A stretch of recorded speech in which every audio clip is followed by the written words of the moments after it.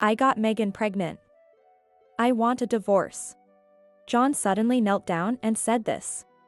Next to him, Megan stood quietly, looking down and gently rubbing her belly. I had sensed the signs of this coming, so I calmly looked down at the thinning top of John's head. All right. Fine, let's get a divorce. John raised his head. His face was full of hope. His cheeks were so relaxed with an unmistakable smile that it was infuriating. Then I'll leave this house. Here's the divorce papers. You'll take care of Dad. What? Taking care of Dad is your job. For the first time, I frowned at John's words. An affair and divorce were within my expectations. But being forced to continue caring for my father-in-law was beyond understanding. Once I divorced John, his father would be a complete stranger to me. Why should I continue to care for a difficult stranger? Impossible. Because Megan is. John has destroyed his simple, happy family by himself. And they don't yet realize that the path ahead is a quagmire. I am Mary, a 56-year-old housewife. I live with my husband, who is in his 60s, and my father-in-law. Our kids moved out 5 years ago. Around that time, my father-in-law, who lived alone, fell and got injured. Despite insisting, I can live on my own, he finally agreed to move in with us. He's 90 this year. Despite his age, he's mentally sharp, has a great appetite, and never misses his daily walk. However, he can't manage those walks without my help. My father-in-law, who could barely put any weight on his legs, would lean his entire weight on me just to walk. Indoors is one thing, but outside is really tough. Even a small curb feels like a massive obstacle. He's average in size, but I'm just a regular woman in my 50s. I don't have extraordinary strength, nor am I experienced in caregiving. A short walk in front of our house feels like an excruciating ordeal. The doctor recommended a wheelchair for long distances, but my father-in-law refuses to give up walking on his own feet. Dad really is impressive. He has a strong will. John takes pride in his father. The father has always been a strict and authoritarian figure, but he worked hard and protected his family. I get that John respects him as his ideal man. Here's this month's share. Take it. At the beginning of every month, my father-in-law gives me $300. It's supposed to be pocket money, but it's really a reward for taking care of him. Shortly after moving in, he handed me some money saying, "This is for you, Mary. Use it as you like." I was impressed by his courteous and considerate nature. However, he's not as great as I thought. You're a completely useless woman. After living together for 5 years, I receive lectures from him almost every day. I only drink freshly brewed hot tea. Make it again immediately. I had just prepared breakfast and brought him to the table. This time it took longer because he needed to use the bathroom on the way. The toast is not warm. The soup isn't steaming. Hey, are you trying to make me eat cold food? Are you mocking me? Though he doesn't shout, he's extremely intimidating. Even if I was right, arguing would make it longer, so I quietly reheated the meal. I've been instructed to ensure he's ready to eat as soon as he sits down at the table. However, lately, my father-in-law has been particularly unsteady on his feet. It takes him longer to walk than before, making it difficult to balance preparing food so it's hot and ready when he arrives. Hey, don't you have anything to say? As I poured hot tea into his cup, my father-in-law asked. I'm sorry. I'll be more careful next time. Humph. As long as I apologize, he feels satisfied. It's frustrating, but it's better than enduring a long lecture. In his working days, he held a high social status. He earned more than the average person and reportedly received $1 million retirement package. Even now, years after retiring, he occasionally reminisces about his past glories, probably viewing me as a useless subordinate. Living with my difficult father-in-law can be exasperating. But I don't give up because of John. Next holiday, let's leave Dad with a helper and visit your parents. You always take care of my dad. So we should visit yours and show some filial piety. One day, John came home with a bag from a famous confectionery store. He had gotten some sweets that my parents liked during his work break. Dealing with my stubborn dad must be tough, right? Thank you, Mary. These words of appreciation are worth 100, no, 1,000 times more than the $300 monthly allowance. John's kindness lightens my weary body. Since we got married, John has always valued my family. We visit my parents about once a month. They like John a lot. And so does my sister, Megan. Wow, John, welcome. As soon as we arrived at my parents' house, Megan greeted us at the door. Still single, Megan lives with our parents. She spread her arms wide and cheerfully said, "I've been waiting." Megan is 17 years younger than me, so she'll always seem young to me. She'll always be my adorable little sister. But she's 39 now. She's no longer a child who should be clinging to John's arm. Megan, don't cling to John. Oh, come on. John's my big brother. When I married John at 30, Megan was only 13. Having never gone through a rebellious phase, she has adored John as her big brother since then. I was born when my parents were young and grew up as an only child for a long time. But approaching their 40s, my parents decided they wanted another baby, and they had Megan. She was doted on by everyone around her. Though a bit spoiled, she grew into a confident woman with a strong sense of self. Wow, Megan always gives such a warm welcome to such an old guy. I'm glad. Oh, John, don't call yourself old. Megan poked John's forehead playfully with her finger. Well, I've passed 60. Really? You look so young, John. Hey, do you work out? Your arms are really strong. Megan naturally touched John's arm. John was a little bit flirtatious in his delight. Okay, that's enough. No flirting in front of your wife. Oh, that wasn't my intention. John straightened his posture when I glared at him. Megan pouted her lips and gave a provocative smile. John and Megan have always gotten along well since our marriage. The reason is simple. When Megan was still a child, John would give her allowance and presents every time they met. It's only natural she grew attached to such a kind big brother. Oh, by the way, I have some gifts.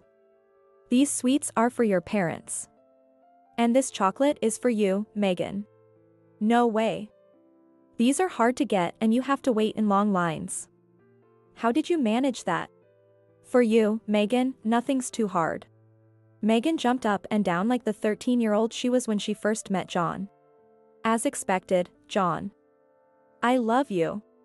A kind husband who adores his wife's sister. It's a heartwarming sight.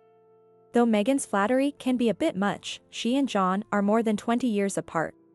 It's like a parent-child relationship, so there's no way anything suspicious could happen. Growing up surrounded by adults, Megan has always been good at charming people, regardless of gender or age. While I hadn't seen their closeness as a problem before, lately, I've started to feel uneasy. I took the opportunity to talk to Megan alone. Hey, Megan. I saw something the other day. Even though she's my sister, bringing up someone's private matters is awkward. My voice grew quieter. Megan, are you dating a much older man? What? Why? Megan's eyes darted briefly. She neither confirmed nor denied it. I saw you arguing with a man the other day. It looked like you were breaking up with him. I happened to see Megan arguing with a man when I was taking my father-in-law to the hospital. I hesitated to intervene, but Megan seemed to brush it off. The man was pleading, "Please break up with me." It was evidently a breakup. I'm a bit worried, but it feels inappropriate for a sister to interfere in such matters. Still, there's something bothering me. The man seemed really emotional. Are you okay? Well, yeah. But I was surprised. Megan's boyfriend is quite a bit older. He looked like he was over 60. His hair was mostly gray, making him look around John's age, maybe even older. Megan responded with a smug expression. Well, I do have a thing for older men. I never knew Megan was interested in men old enough to be her father. Now, her familiarity with John is even more concerning. Sensing my unease, Megan smiled mischievously. Oh, sis, are you worried I might make a move on John? Don't worry, he's totally off limits, off limits. She said it cheerfully. Yet, I couldn't shake the uneasy feeling. A few months later, I unexpectedly stumbled upon another of Megan's dramatic scenes. She was arguing with the same man in the hospital parking lot. Please, just break up with me. Once again, it was a breakup conversation. The man looked like he was about to cry, but Megan coldly brushed him off. No way. I'm not breaking up with you. Megan waved lightly and left the scene, leaving the dejected man behind. As skilled as she is at charming men, this was different. She was toying with his heart. Unable to stand it, I rushed to the man left behind. Are you okay? When I spoke, he nodded weakly. Excuse me, but who was that woman? Asking this without revealing I was her sister felt deceitful. The man, with a pained expression, muttered. She's my wife. What? A whirlwind of emotions swept through me. The more I listened to the truth, the more confused I became. It didn't make sense. It couldn't be. Not sweet Megan. I couldn't help but recall the image of Megan when she was a little girl. I found it impossible to believe what the man tearfully told me. How was I supposed to face Megan after this? Distracted, I made several mistakes in caring for my father-in-law, earning his reprimands. But I was too preoccupied with thoughts of Megan to hear his lectures. At times like these, John was my pillar of support. He always listened calmly and guided me to the right answers. However, lately, he seemed busy with work, coming home late and leaving little time for conversation. When I tried to talk during meals, he reacted negatively, leading to more frequent nights out. It felt like he was avoiding me, not just busy. I didn't understand why, as we hadn't fought or anything. It felt like he suddenly disliked me for no reason. Worried about Megan, and now feeling distant from John. Though it was clear he was annoyed, I couldn't shake the belief that John was a kind husband. One night, when John returned late again, I couldn't hold back any longer and started speaking quickly. I'm sorry to bother you when you're tired, but can we talk? John deliberately avoided eye contact. Still, I continued. It's about Megan. As soon as I mentioned her name, John's eyes widened. His nostrils flared, and he suddenly snapped. What? I'm tired. I have to get up early tomorrow, and I need to sleep. Unlike you, I actually work. With that, he slammed the bedroom door shut. Stunned, I was speechless. I couldn't understand why John was so angry. Where had the kind, family-loving John gone? The trust one had built in him was crumbling.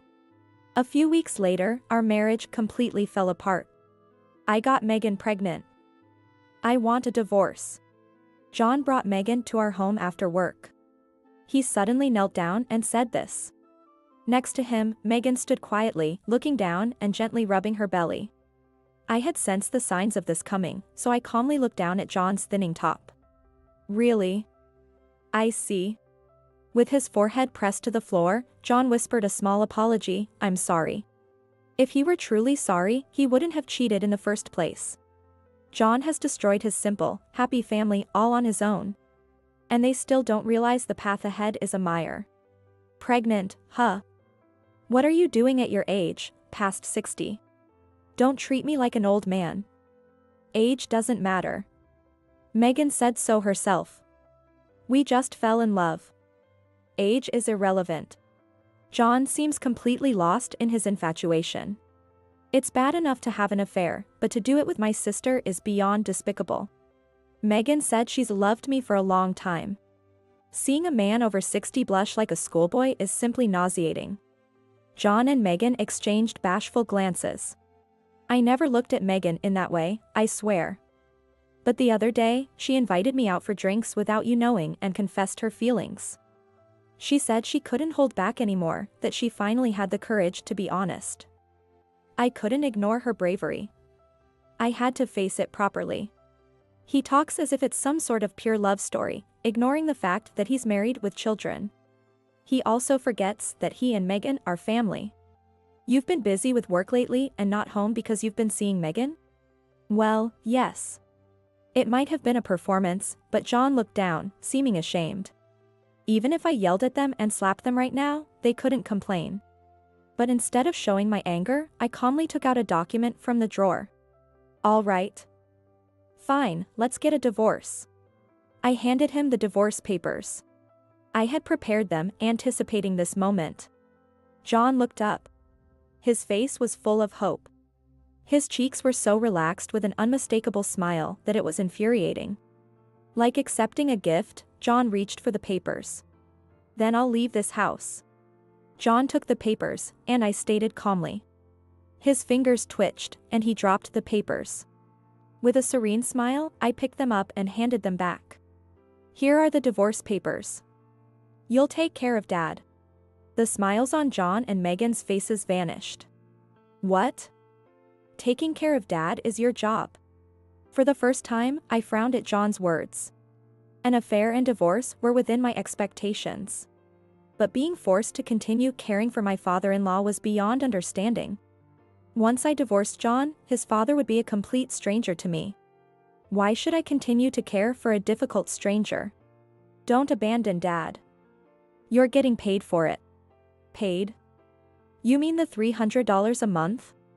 Exactly. John puffed out his chest. Normally, you wouldn't get paid for taking care of your father-in-law. But Dad gives you $300. It's a business transaction.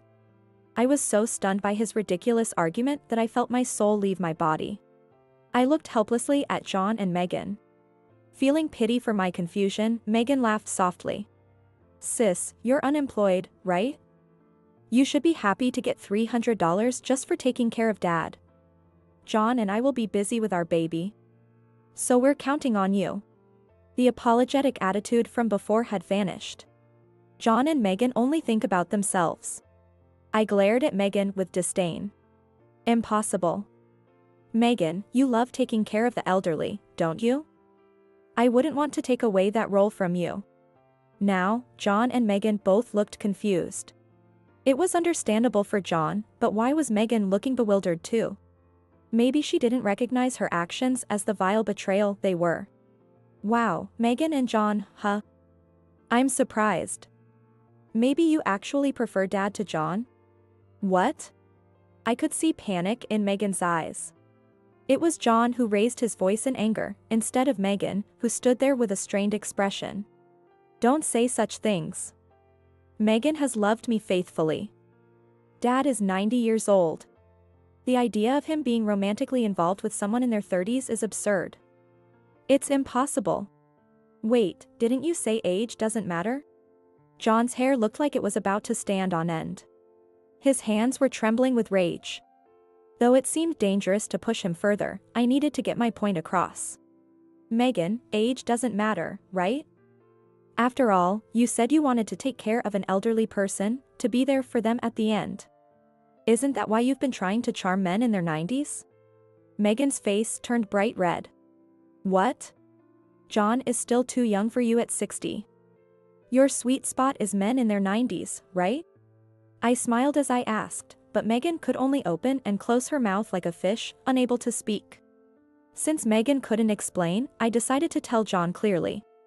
Megan isn't satisfied with men old enough to be her father. She prefers men old enough to be her grandfather.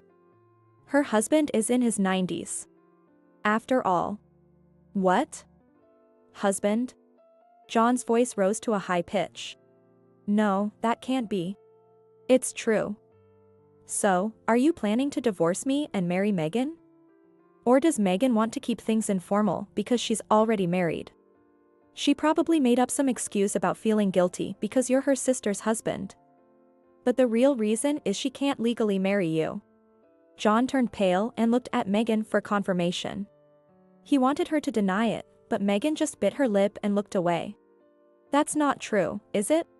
The elation John felt from Megan's attention turned into a crushing realization. John grabbed his head in disbelief. His confusion soon turned to anger, and he grabbed Megan by the shoulders. Megan. Is what Mary's saying true? Tell me it's not. Tears welled up in Megan's eyes. I'm sorry. I didn't mean to deceive you. She admitted her mistake honestly. I felt a bit relieved, but it seemed Megan was much more cunning than I had thought. I was tricked too. Megan buried her face in John's chest, playing the part of a helpless victim. It's true that I'm married. I was sweet-talked by a matchmaking agency and ended up married to an elderly man I barely knew. They took advantage of me because I'm naive and inexperienced. Isn't that terrible? Suppressing my urge to interject, I watched the scene unfold. John's face showed a mix of sympathy and anger as he looked at her tear-filled eyes. He opened his mouth to speak but couldn't find the words. I only love you, John. Megan hugged John tightly. The baby loves you too, John. It seemed John's mind was made up as he hugged her back tightly. Megan. I love you and the baby too. It's awful that you were tricked into marriage. John embraced Megan passionately. Seriously. John was a fool. Of course, he was confirmed a fool the moment he recklessly pursued his wife's sister. But to declare his love for Megan even after learning she was already married is unbelievable. From between John's arms, Megan sent me a triumphant smile. I was starting to get a headache. I didn't want to see my husband and sister cozying up to each other. First, I'll make sure you can divorce that old man, John said. Wait, actually. Confident that she had John on her side, Megan revealed a secret. I don't think a divorce is necessary. What? Why? What about marrying me? Megan calmed the increasingly agitated John. She batted her eyes dramatically. You see, my husband is 90 years old. He's been hospitalized for the past 6 months with worsening health. And the doctors say he'll never return home. I don't need a divorce.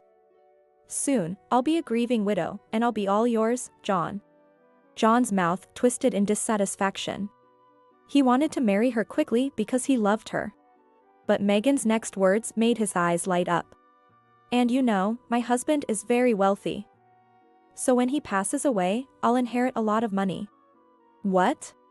John's voice brightened noticeably. He couldn't hide his excitement. If your husband, who tricked you into marriage, is already weak, it would indeed be cruel to divorce him now. We can wait until his final days. That's right, John, you're so kind. As his wife, I want to at least offer some incense at his funeral. With sly smiles, they pretended to be kind-hearted. After doing a good deed for the old man, we'll be rich. Oh John, even if we say rich, it's just $2 or $3 million. Wow, millions. We're going to be so happy. Their greed was evident. I wondered when they'd realize that the dreamers were actually them. Sorry to ruin their joy, but I wanted to get away from them as soon as possible. John first signed the divorce papers. When I spoke, John turned to me with a beaming smile. Divorce, right. Okay. And actually, you don't have to take care of Dad anymore. With that kind of money coming, we can just put him in a facility. I used to think the cost was a waste, but things have changed. Anyway, Dad doesn't have long left, he'll probably pass soon. Sorry you won't be getting your $300 anymore. John winked and offered a light-hearted apology. It seemed that young Megan's affection had turned the once serious John into a frivolous man. Or maybe it was the promise of a fortune. 25 years of marriage. The passionate love of our youth had mellowed, but I had always valued John as family. But now, my love for John had completely vanished. Be happy. I withdrew without any resistance. Soon after, our divorce was finalized. Since John expected to inherit millions, he readily paid the alimony and division of assets I demanded. Taking my whole $100,000 savings, you're a devil.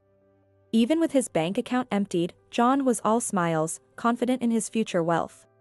Well, the alimony is paid, so we're completely done. Take care of the money. If you come crying for help later, I won't be there.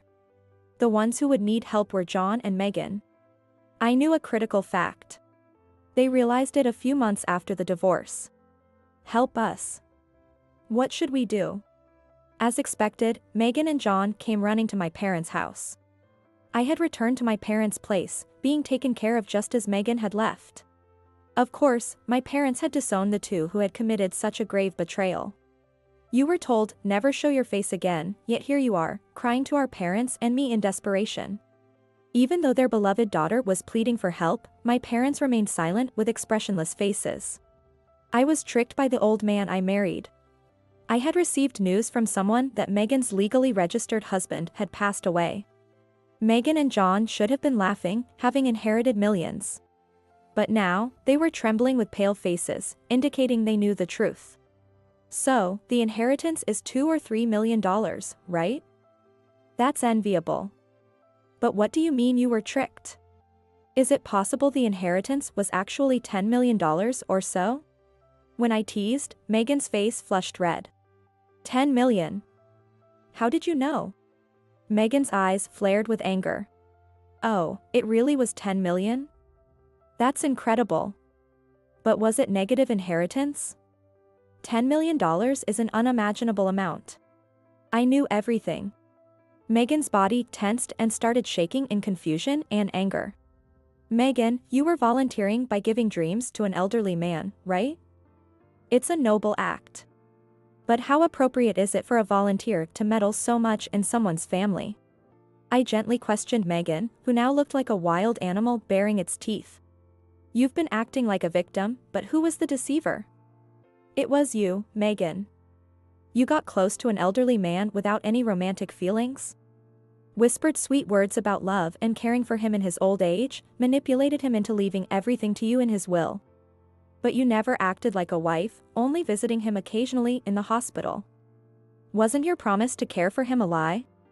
Wasn't your declaration of love a lie? I pitied Megan, who couldn't even speak through her constricted throat. Of course it was a lie. From the start, you were after his inheritance. Anyone could see that.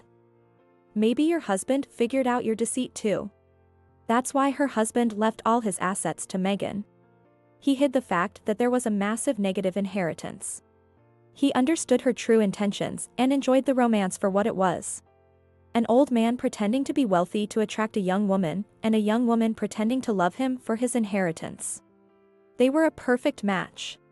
If only you had heeded the pleas of his son, Mark, to leave. The man arguing with Megan in front of the hospital wasn't her boyfriend.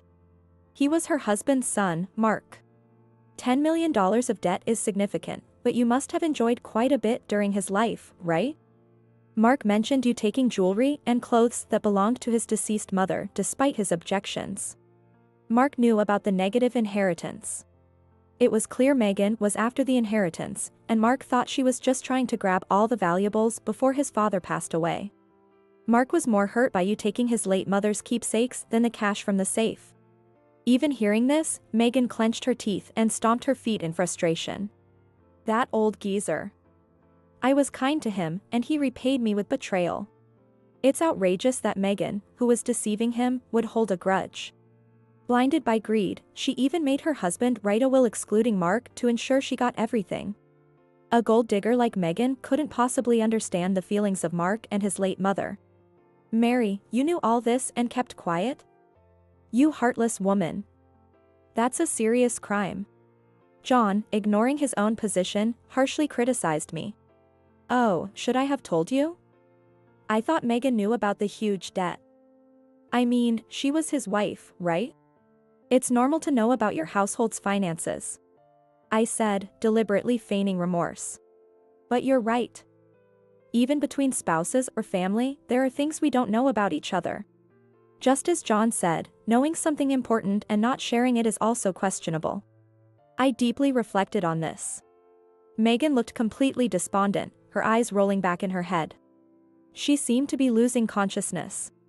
When I quietly checked her belly, I noticed it was slightly rounded. To avoid further complaints later, I'll tell you now, though it might seem meddlesome. I pointed at Megan's belly.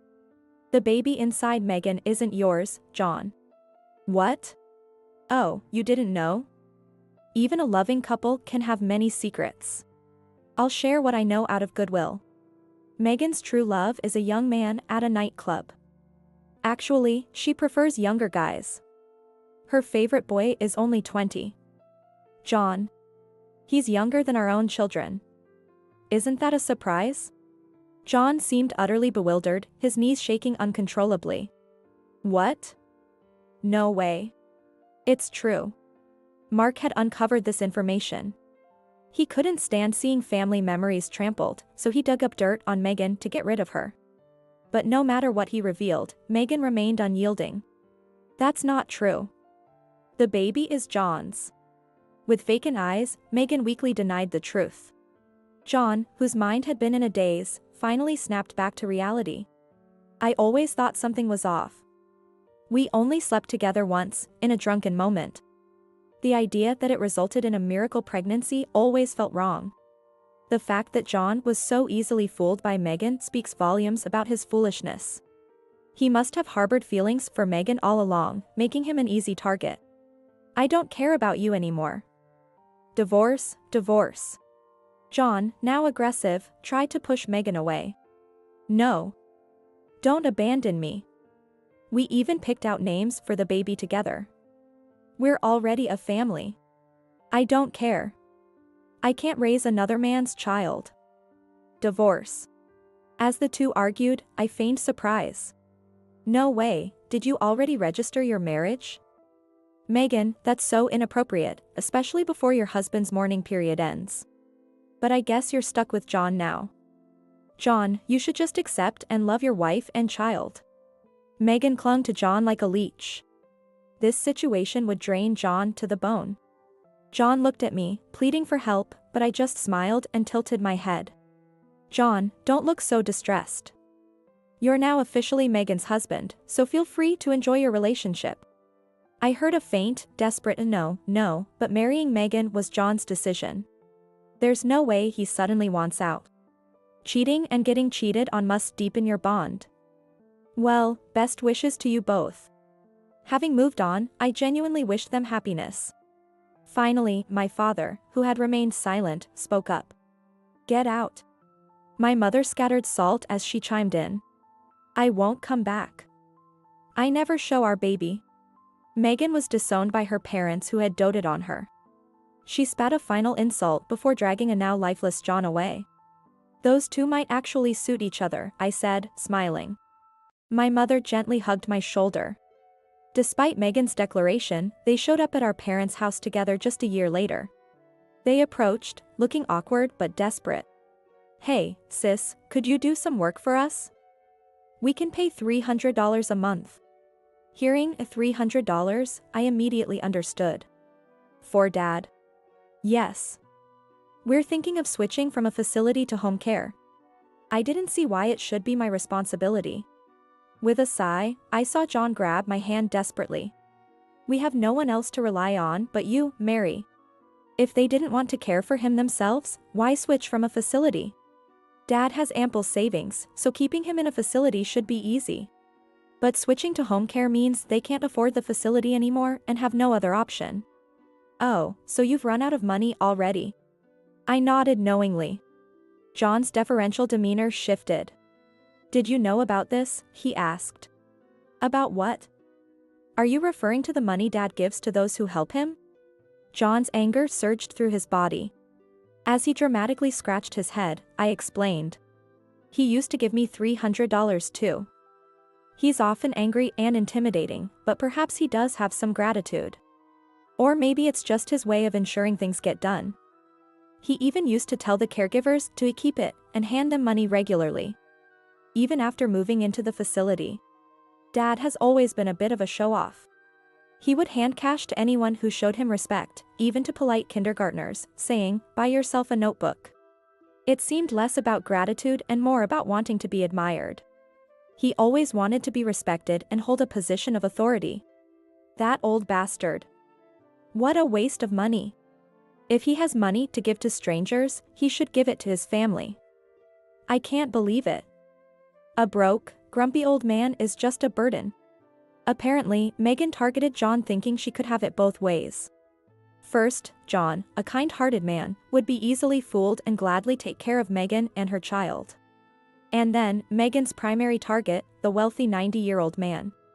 The facility called, saying Dad was feeling down and asked us to visit. I thought, great, but life doesn't always go as planned.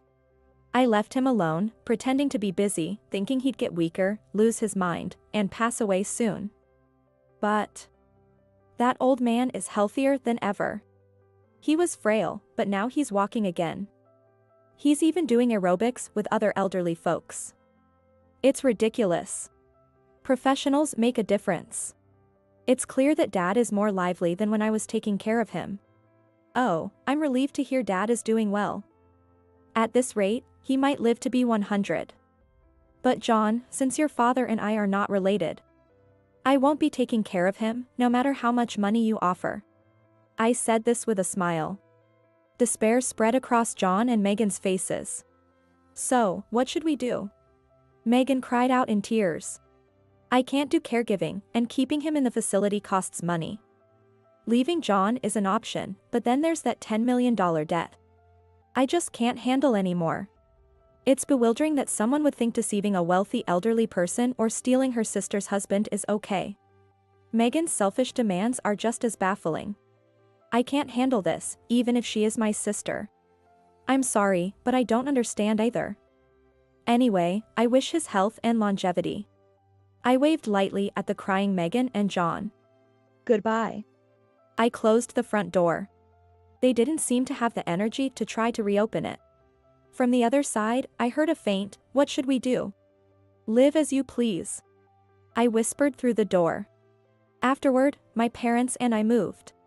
My parents are nearing 80. Our new home is a barrier-free apartment. Today, a cute visitor was here. Wow, you're already walking. The little 1-year-old was toddling around. This child was Megan's. Luckily, the baby was taken in by a childless relative of John's. Though not related by blood, the child was certainly happier than living with her biological parents. Technically, she was Megan's child. Since she was also my parents' grandchild, the kind relative occasionally brought her to visit. My parents, who had been sitting more often lately due to weakening legs, now stood up and followed the baby. Careful, careful, don't fall, they said, staying close. The sight of the baby and my parents toddling along together was truly heartwarming. The baby will continue to grow rapidly. My parents won't have time to complain about their aching backs. I hope the energy from the baby helps them stay healthy and live long lives.